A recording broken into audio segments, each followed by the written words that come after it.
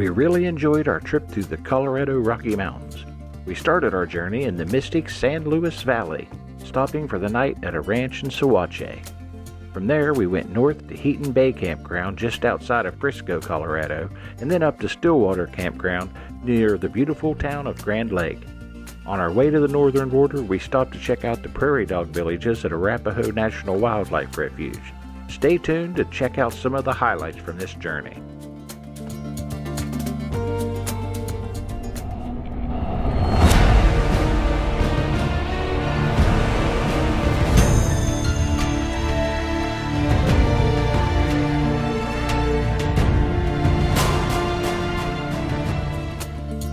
Coming from West Virginia, I kind of expected Colorado to be nothing but mountains.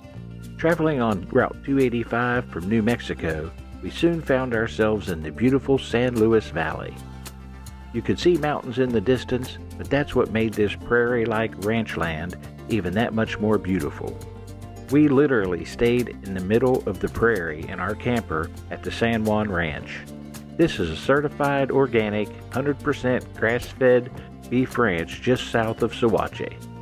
We met the owners and bought some fresh steaks and burger, and wow, you really can't beat fresh raised, free-range beef.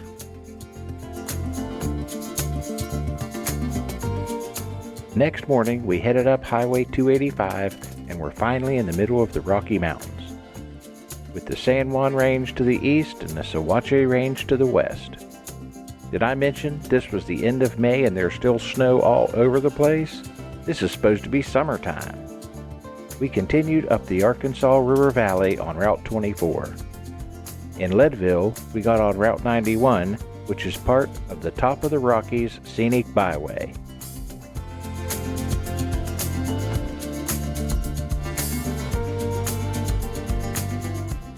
And then we got on Interstate 70 and arrived in Frisco, our destination for the next few days.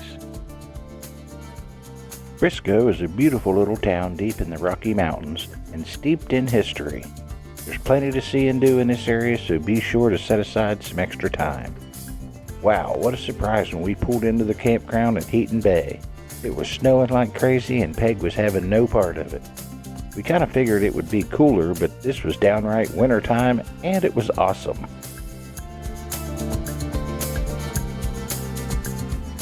The next morning it was beautiful. Deep, rich blue skies filled with dotted clouds. We were amazed at how beautiful the view was from our campsite.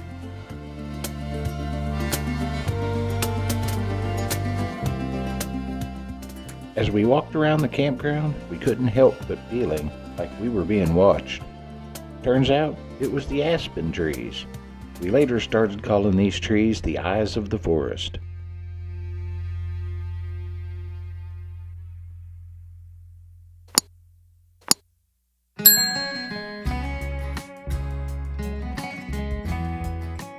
The next morning, we headed east on US Route 6 out of Dillon, past Keystone Ski Resort to Arapahoe Basin Ski Area.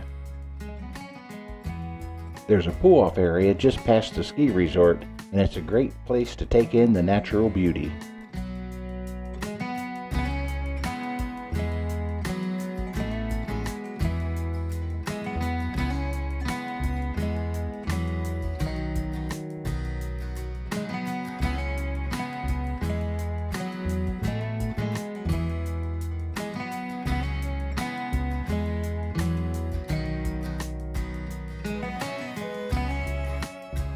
We headed up to the top of the mountain where we stopped at Loveland Pass.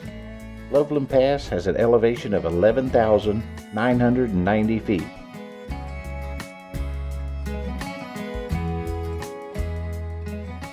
This road was built in 1879 for wagon trains and was finally paved in 1950.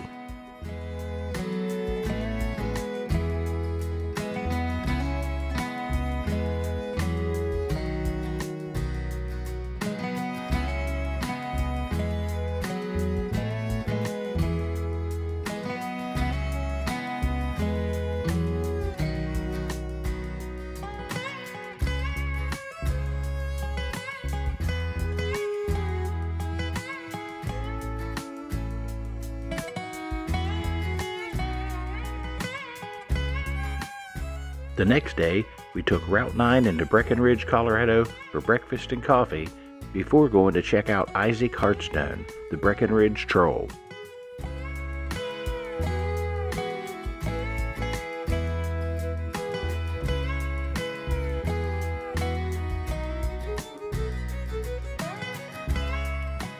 A short walk out of town takes you to the Troll created by Danish artist Thomas Dambo. He is known worldwide for bringing awareness to recycling and upcycling by building great things out of trash. On the way back to the campground, we took Swan Mountain Road to Sapphire Point Overlook for some spectacular views of the Dillon Reservoir.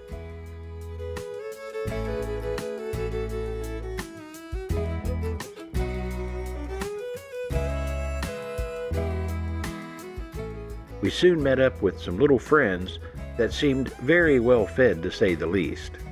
I'd have to say they won't be going hungry this winter.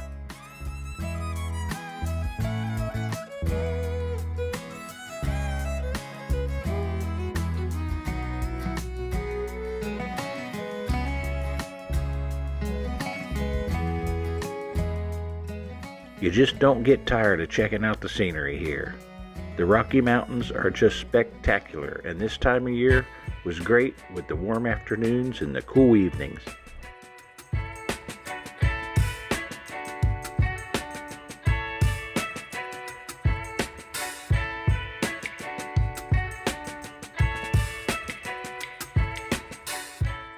This is a really easy trail without much change in elevation at all.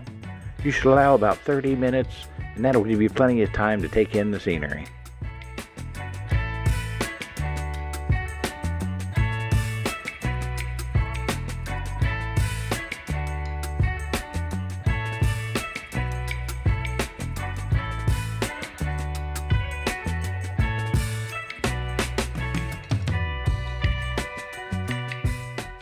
The next leg of our journey was across Route 40, and we were pulling our camper.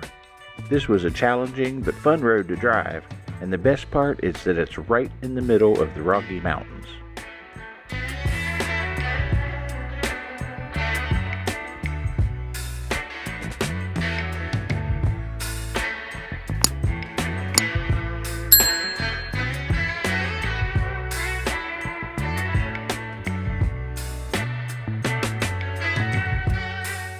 This road crosses Berthold Pass and goes through Winter Park Ski Area. After stopping for some lunch at the Fat Cat Cafe in Granby, we soon arrived at our next destination on Lake Granby, the Stillwater Campground.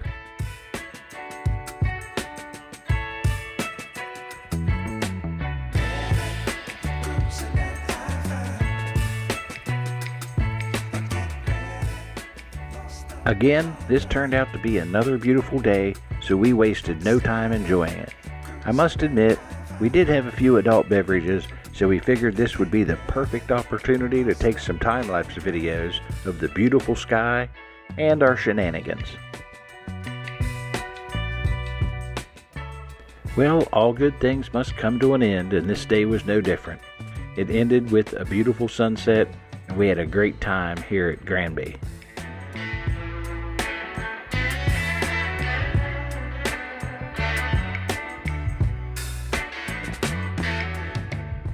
The next day started with a trip to Adams Falls, just outside of Grand Lake.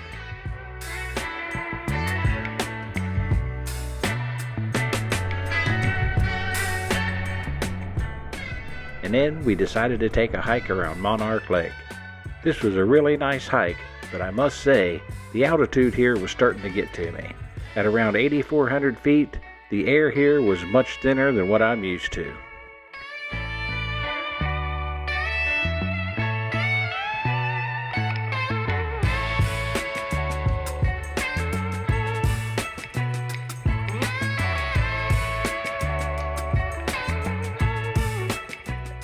The trail going around Monarch Lake is a little over 4 miles.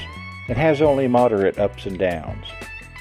But a word of caution, if you aren't used to this altitude, this can be a difficult trek.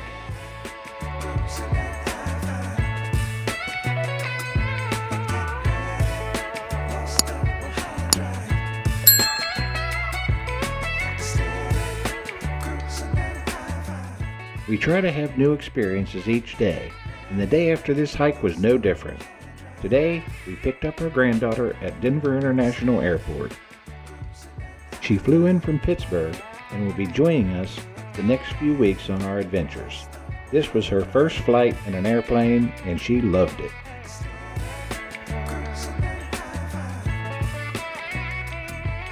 Peg met Lizzie at the gate, and we were back on the road to the mountains. In about an hour, we were back to Berthold Pass, and then on our way back to Stillwater. The next morning was another surprise. About an inch of snow had fallen on the ground overnight. It was a bit chilly throughout the morning, as the sun was behind a thick layer of clouds.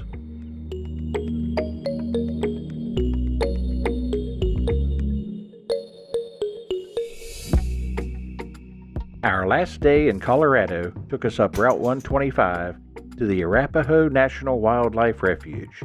The morning was pretty chilly, but it didn't take long for the clouds to break, and it started turning into another beautiful day.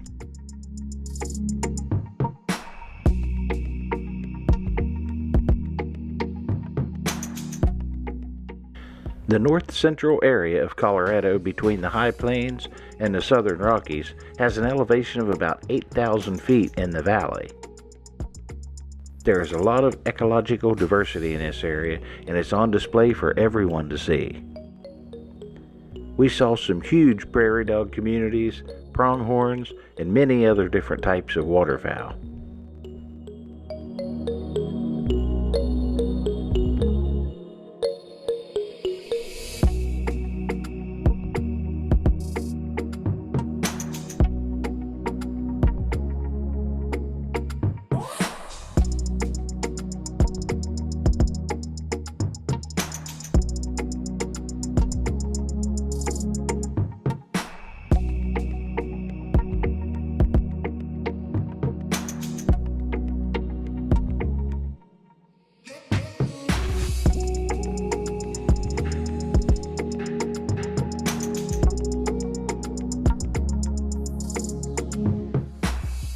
The last town we drove through was Walden, Colorado.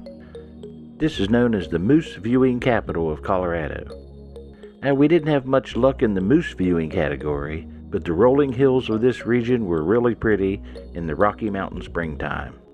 We'll definitely make it back to Colorado one day, as this is a paradise right here in the heartland of the United States.